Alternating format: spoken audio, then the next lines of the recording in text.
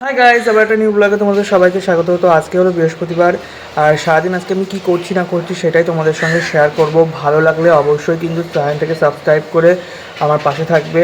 তো চলো ভিডিও শুরু করা যাক।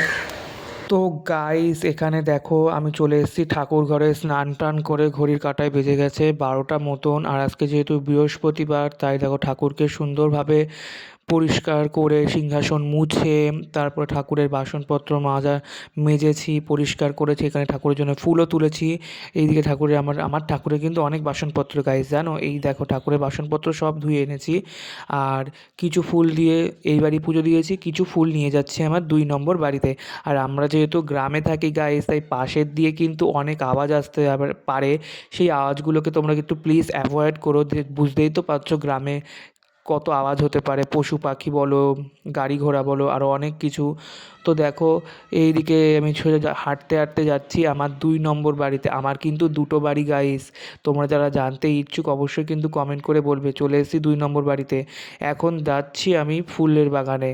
দেখো এত ফুল নিয়ে এসেছি ওই বাড়ির থেকে। আমার এখনও মনে হচ্ছে আমার ঠাকুরের আরও ফুল দিয়ে সাজালে বেশি ভালো লাগবে, রাধারানীকে বেশি সুন্দর লাগবে আরও বেশি ফুল দিয়ে সাজালে। এই গাছটা কিছুদিন আগেই বসেছিলাম, 2-3 মাস আগে। সেই গাছে দেখো গাইস প্রচুর ফুল হয়েছে। এখানে আমি ফুল তুলে নিচ্ছি। আর এই দিকে দেখো কত ফুল হয়েছে, 2 রকমের ফুল হয়েছে। আমার একটা গাছে কিন্তু 2 রকমের ফুল হয়েছে, এটাই হলো অবিশ্বাস্য কাণ্ড গাইস।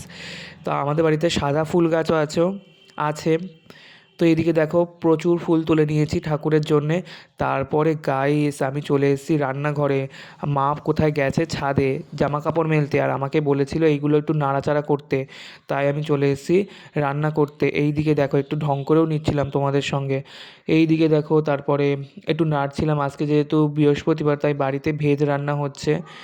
তারপরে এখানে নেড়ে চেড়ে নিচ্ছিলাম। আর আজকে বাড়িতে কিন্তু ডাল হচ্ছে, আর বাঁধাকপি হয়েছে, আলু ভাজা হয়েছে, বেগুন ভাজা হয়েছে, এই সমস্ত।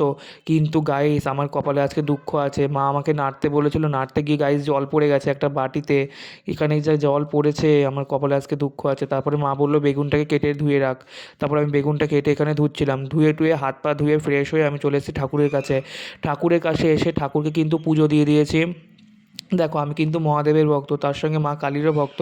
তাই আমাদের বাড়িতে কিন্তু অনেক কালী ঠাকুর আছে। তোমরা কারা কারা মা কালীর ভক্ত অবশ্যই কমেন্ট করে বলবে। তারপরে দেখো এখানে এই দিকে আমি কি করছি, খেয়ে নিয়েছি। যা যা বললাম সবগুলো নিয়ে কিন্তু খেয়ে নিয়েছি। আর নিরামিষের দিন এইগুলো ঘি দিয়ে রান্না করা হয়েছে, এত সুন্দর লাগছে গাইস কি বলবো।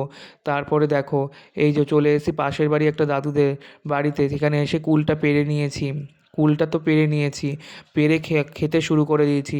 আর এই দিকে দেখো এনাদের বাড়িতে কোনো ছোট ছোট বাচ্চা হয়েছে ছাগলের। আমরা যেহেতু গ্রামে থাকি, এখানে ছাগল গরু সমস্ত কিছুই আছে, তো সমস্ত কিছুই তোমাদের দেখাবো। তারপরে দেখো এখানে আরও আমি ঘুরে ঘুরে দেখছিলাম। আর আমাকে দেখবে, এই দেখো গাইস এত ছোট ছোট কুল যে হাতগুলো দিয়েই পারা যাচ্ছিলো। তারপরে আমি দেখো এখানে এই যে কুলগুলো পেরে নিচ্ছিলাম। আর তোমাদের চলো আবারও একটু ওই ছাগলগুলোকে দেখাই। আমার ছাগলগুলো এত সুন্দর লেগেছে গাইস কি বলবো, মনে হচ্ছে বাড়ি নিয়ে চলে যাই। কিন্তু এটা তো অন্যদের বাড়ির ছাগল, আমি কিভাবে বাড়ি নিয়ে যেতে পারি। তার সঙ্গে দেখো আমার কেলটিও চলে এসছে। আমার পোষ্য একটা কুকুর আছে, তার নাম হলো কেলটি। এই দেখো আমার সঙ্গে সঙ্গে চলে এসে, আর ও দেখছে, ও ভাবছে এরা কী খাচ্ছে। ভালো লাগলো তো সাবস্ক্রাইব করে দিও গাইস।